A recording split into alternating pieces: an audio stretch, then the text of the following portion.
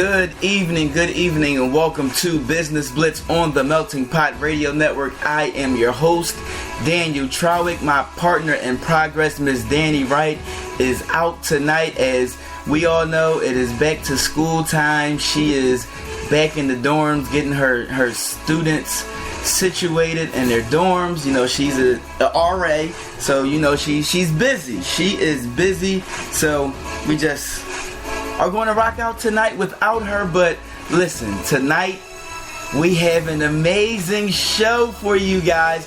Trust me, you're going to thank me later.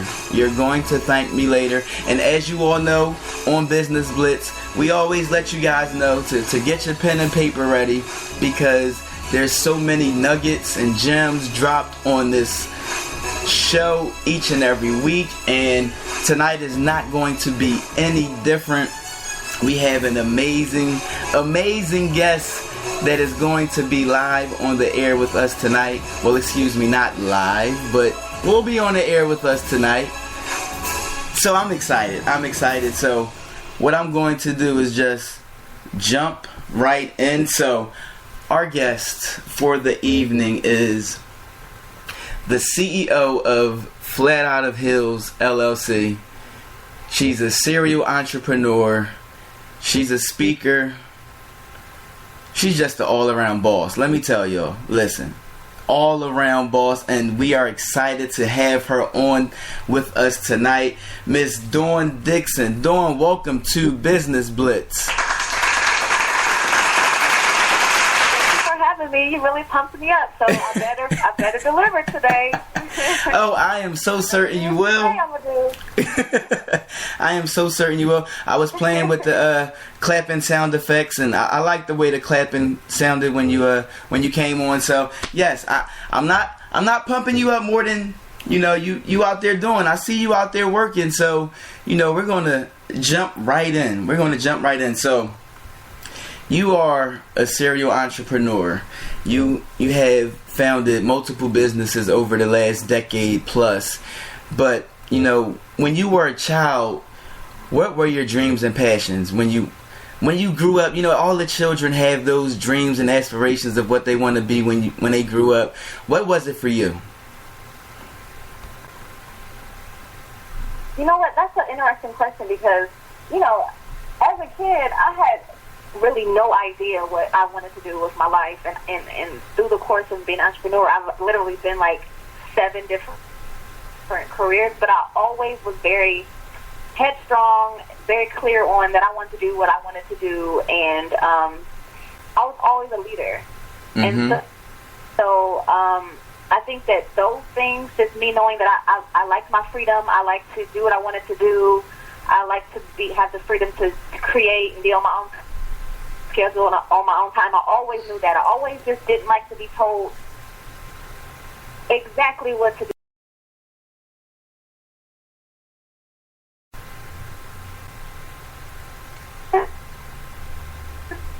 The funny thing is, I used to want to be an archaeologist and a history teacher. I'm a nerd, but it's just a hobby now. So as a kid, I ended up going to school, starting out going to Richard.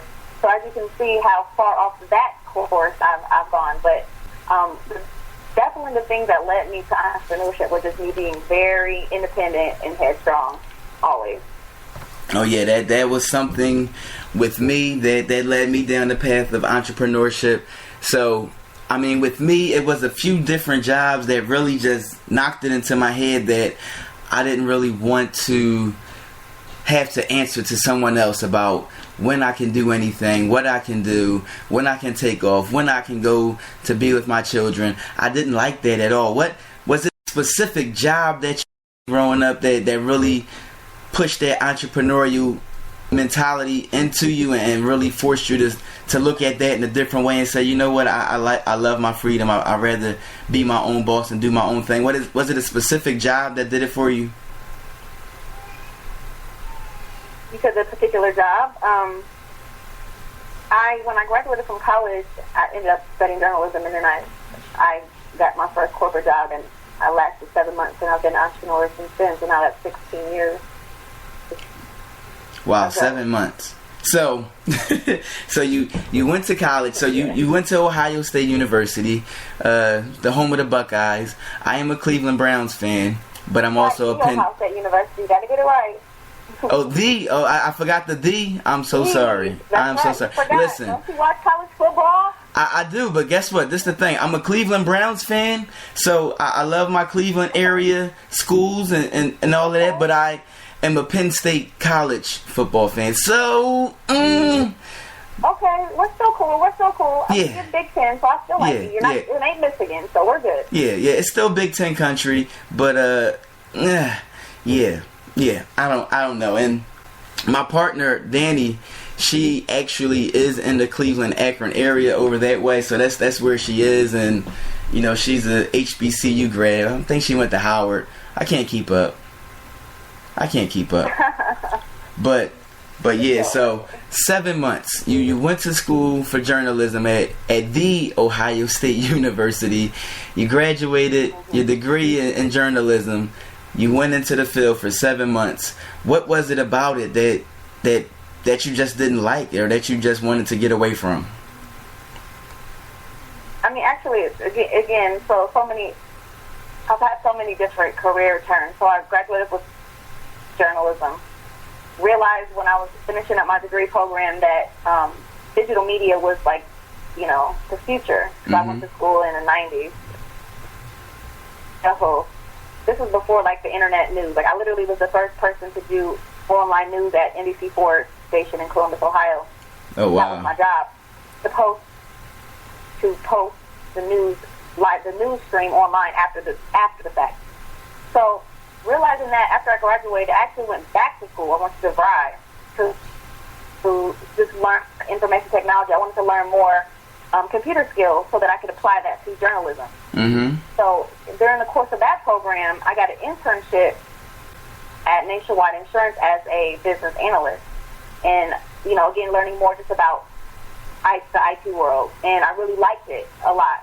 So I was just, headed more towards, like, digital marketing and online marketing and using my journalism degree as a content writer and more marketing writing for marketing, writing for, PR, but not, like, writing editorial. Mm-hmm. So after I got out of, after I finished, or during my internship, a position came open at Nationwide for marketing manager for a subsidiary company, and I applied for the job and I got it. So that allowed me to really combine my skills in digital marketing that I just learned at DeVry with also just, my journalism and marketing that I did at Ohio State.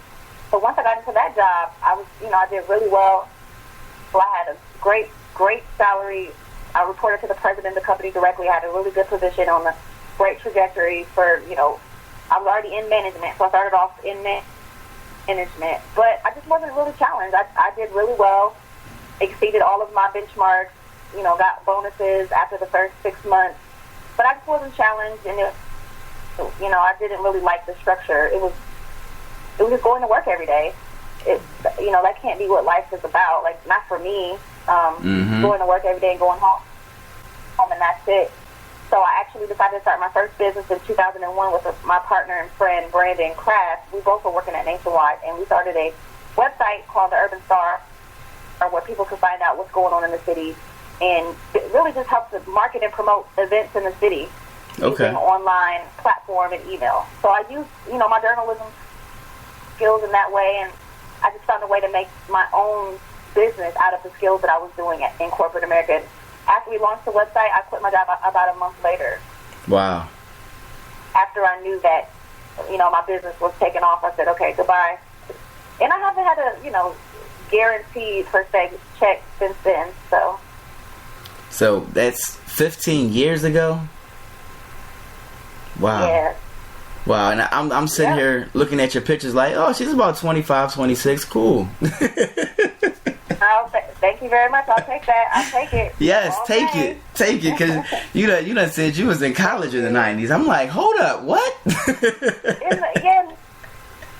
the late 90s, but I was in college. I graduated in 2000 from college. Okay, so my 16-year college. You're You're a few years ahead of me. Just a few years ahead of me. So, okay. Yeah. I got you. But still, once you hear that, it piques your interest a little bit. I'm not asking any direct numbers. I grew up in a time where I was always taught never ask a lady's age.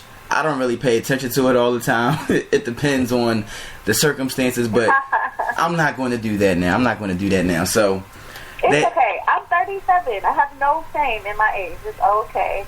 Oh, that's what's up. I didn't even ask y'all, so don't come at me saying, why would you ask her age? I didn't ask. She put it out there herself, it's okay. I put it out there because